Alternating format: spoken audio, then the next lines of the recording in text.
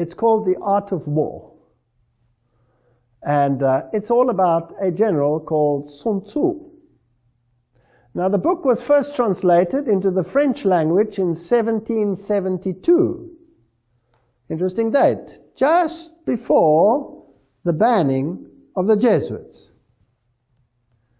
And it was written by a French Jesuit by the name of Jean-Joseph Marie Amiot, and he was the astronomer to the Emperor of China. And a partial translation into English was attempted in 1905. So here was a book, and it was translated into French, and it told the story of this general of the Chinese army more than 800 years ago. Apparently a translation of a legendary general who probably is fictitious and never existed, but nevertheless he's spoken about in many circles. And this book is actually compulsory reading for military generals and in the military schools, even of the United States of America.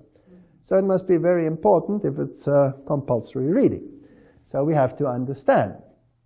Now the story is about the general whose name is Sun Tzu, and he was the general of the army of King Helu, who is also known as King Hu, and the country was Wu. And it's interesting that this man, of course, spoke fluent Chinese, because he was the astronomer of the Emperor of China. Now, if you go to Japan, there's a massive statue of the general Sun Tzu that you can find there, so he's a prominent legendary figure. Now, on page 490 of his book, The Jesuits, Malachi Martin implies that if a Jesuit writes a book, it is in essence the general of the Jesuits himself who sanctions it in view of the oath of obedience. A Jesuit will only put a book out that represents the view of the general. But a Jesuit can also put a book out that is not only the view of the general, but the writings of the general himself. Are you with me? So this fictitious character may have never existed, Sun Tzu. And it must be an allegory that tells us something. Now, the most brilliant strategist will tell you what his strategy is. They do this in chess, and then proceed to defeat you using the very strategy that he's made known in the first place. Then you prove your brilliance beyond a shadow of doubt. Now, the story goes that the king of Wu was in serious trouble because his enemies had surrounded him and was taking one piece of territory after the other away from him. And he had such a problem in his nation that eventually he summoned this great general, or the general came to him and said, "I can solve your problem. I can solve your problem for you." And he said, "My problem is too great. My problem cannot be solved." The general said, "Yes, I can solve your problem for you." So let's call him King Hu. King Hu said, "How would you solve it?" And he said, "By raising an army that's invincible, that is so organized, that is so precise, that is so obedient unto death, that it will do anything I command." He said, "How are you going to do that in my ragtag nation?" He says, "I will do it. Give me the opportunity." So the king of Wu thought about it and said, "Well, I have over 100 concubines." He's somewhat like King Solomon, wasn't he? And he said, "All of these ladies of my royal court, if you can take these undisciplined ladies and turn them into an army of discipline within one day, then I will appoint you as my general." And Sun Tzu said to the king of Wu, he said, "I will do it on one condition, and that is that I have absolute absolute authority, and that my decision is binding. And he said, sure, you'll never be able to do this, my ladies, off you go. So he gathered the ladies, and the king had 2 favorite wives, so he divided them into 2 groups, and he took the favorite wife of the king, and he put her in charge of one group, and the second favorite he put in charge of another group. And then he said, now, you will give orders, but I don't give you orders by mouth. I give you orders by signs. I will use a drum. Now you must listen carefully, because this is an allegory. I will give you a drum. Now, it works very simple. If the drum beats once, you will all, in harmony, turn to the right. If the drum beats twice, you will all, in harmony, turn to the left. If it beats 3 times, you will turn all the way around and face the other way. Do we all understand each other? Yes, we do. Giggle, giggle. He says, let's try it. So he beats the drum. Boom. And they go all over, giggling and laughing. He says, let's try that again. And he goes through the ritual. He beats the drum once, he beats the drum twice, he beats the drum 3 times, and there's total disarray and disharmony. So he says, perhaps I did not make myself clear. Let me explain this to you again. And he explains it meticulously in many, many forms so that they cannot possibly misunderstand it. And then he says, let's do it again. If the drum beats once, you turn to the right. All at the same time in harmony, etc. So he beats the drum. And they turn, and the one giggles, and the other one does this, and the other says, terrible disaster. Eventually he says, I don't think I've made myself clear. Let me explain this to you nicely again. So he goes through the whole process, explains it to them, asks them whether they all understand. They say, yes, they understand. And he goes through the same ritual with the same disastrous results. And then he says, fine. You know what you must do. You refuse to do it. And because you refuse to do it, that is insubordination. And the penalty for insubordination is death. And so, the 2 leading ladies, will you come forward? Because you are now going to suffer the death penalty. And some people see that he's serious. So they run to the king of Wu, and they say, King Wu, he's going to kill your wives. So he sends an order. This is the king of Wu. He sends an order. You will not touch my favorite wives. You will not do it. And Sun Tzu says, I have been given absolute authority. And he takes his sword and he chops both of their heads off. And he has them taken away. And he chooses 2 ladies out of each group and say, you come stand in the front here, and you're going to stand in front of this group. Now let me explain the ritual to you again. And he explains it to them perfectly. And then he says, when the drum beats once, you'll turn to the right. If it beats twice, you would turn to the left. If it turns 3 times, you turn all the way around. You understand? And he says, let's try that. Boom. What do you think happened? Absolute, perfect obedience. And he went through the ritual, and the king was devastated. His favorite wives were dead. So he decided to ban Sun Tzu and told him, go away, I don't want you. Eventually, the situation became so bad in his kingdom that he had no choice. And so he summoned Sun Tzu to come and take over the generalship of his nation. And the general became world famous. And he conquered all those lands back and gave them all back to the king of Wu. What are we talking about here? We're talking about Catholicism and Protestantism. We're talking about the King of Wu, who happens to be the Pope.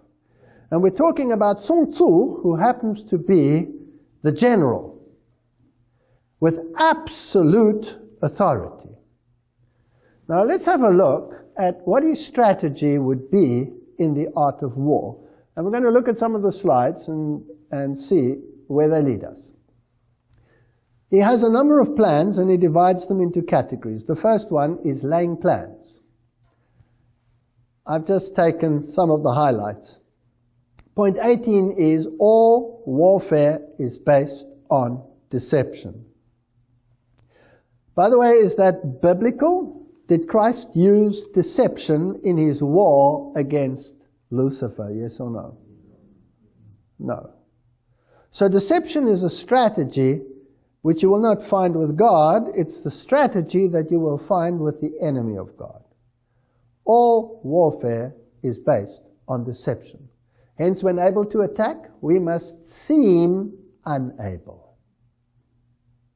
When using our forces, we must seem inactive. When we are near, we must make the enemy believe we are far away. When far away, we must make him believe we are near.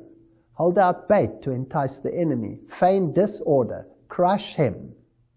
If he is taking his ease, give him no rest. If his forces are united, separate them. Excuse me, how many Protestant groups were there?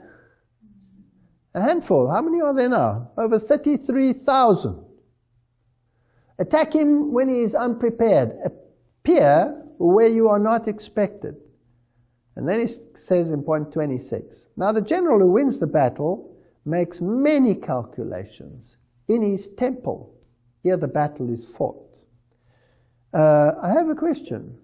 Do generals have temples or do they have forts?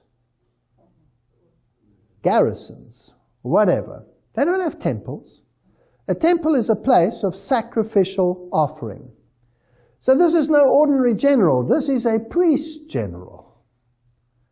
And the only priest generals that we have in the world, we will find them in the Jesuits today, and we will find them in the Knights of Malta. Those are priest generals. And the ultimate general of them all is the Jesuit general. So he sits in his temple and he makes plans. Now, how do you wage war? A wise general makes a point of foraging on the enemy.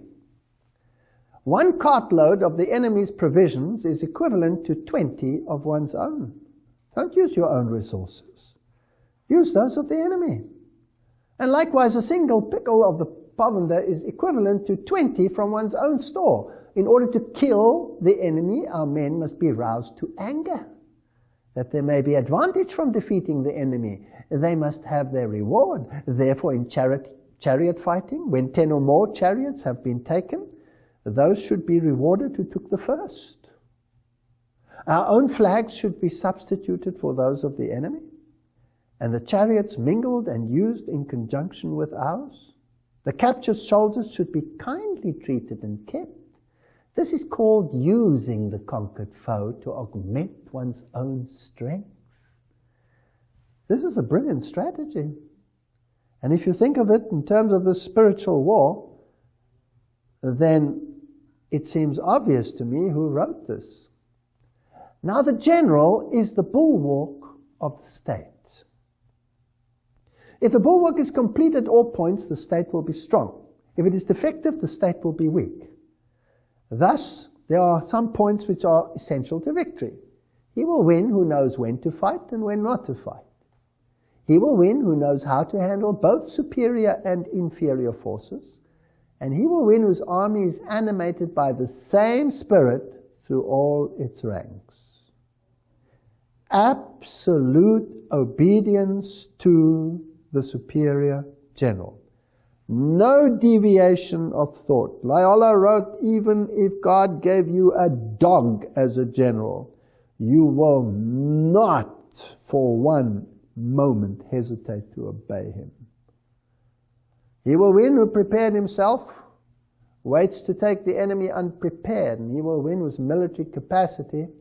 He will win who has military capacity and is not interfered with by the sovereign. Now, that's an amazing statement.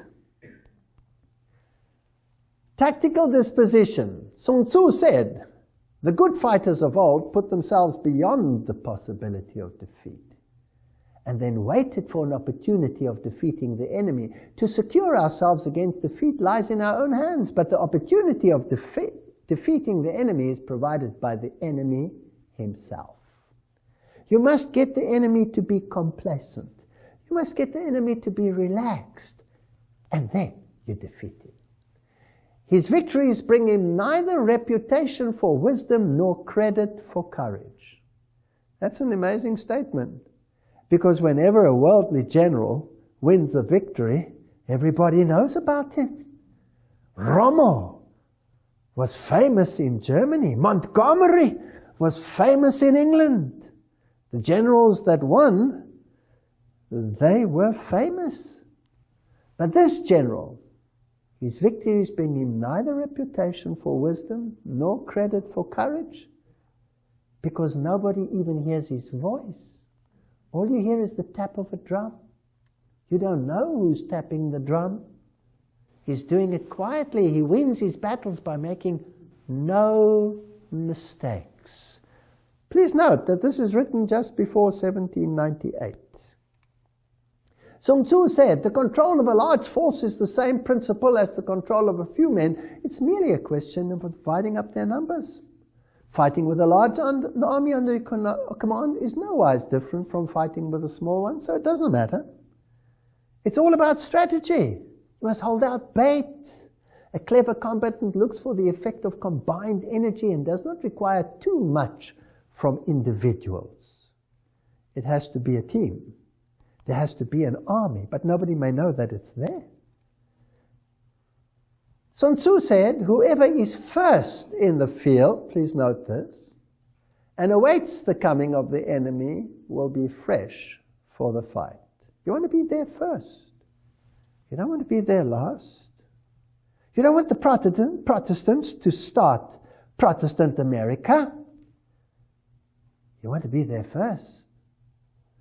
You want to be there first. You want to make them think they started it, when in actual fact, you started it.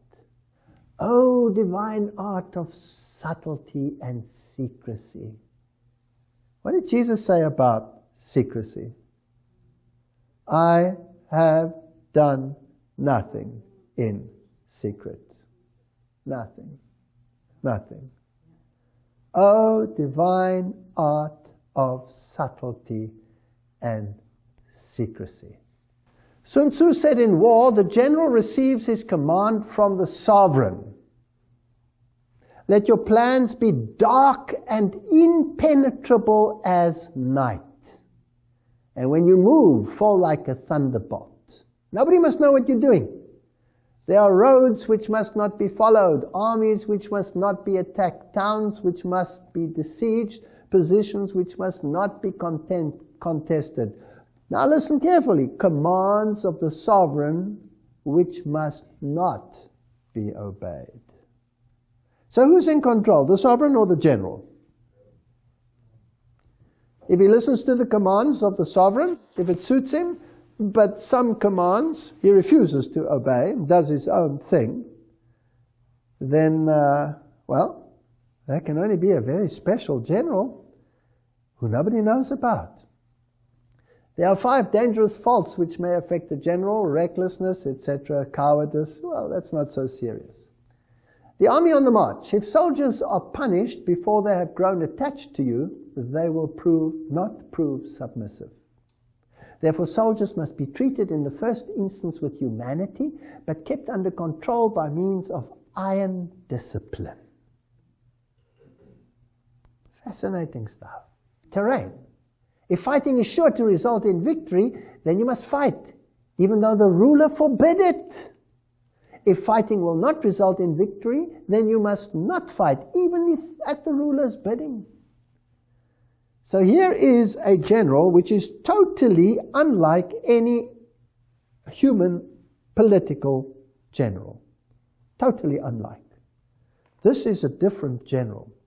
The general who advances without coveting fame and retreats without fearing disgrace, whose only thought is to protect his country and do good service for his sovereign, is the jewel of his kingdom. You might look as if you've been defeated, but it might be a strategic loss. Then it gets even more fascinating as we go on, the 9 situations. It is the business of the general to be quiet and thus ensure secrecy. Upright and just and thus maintain order. He must be able to mystify his officers and men. Listen carefully. He must be able to mystify his officers and men by false reports and appearances, and thus keep them in total ignorance. This is interesting. So amongst his own ranks, there can be people that have no idea of what the ultimate strategy is, except that when they hear the sound of the drum, they will turn in unison. He carries his men deep into hostile territory before he shows his hand. When invading hostile territory, the general principle is that penetrating deeply brings cohesion. Penetrating but a short way means dispersion. Success in warfare is gained by carefully accommodating ourselves to the enemy's purpose, by persistently hanging on the enemy's flanks. Will he leave his enemy alone? Never. And will he press an advantage? When fire breaks out inside the enemy's camp, respond at once with an attack from outside.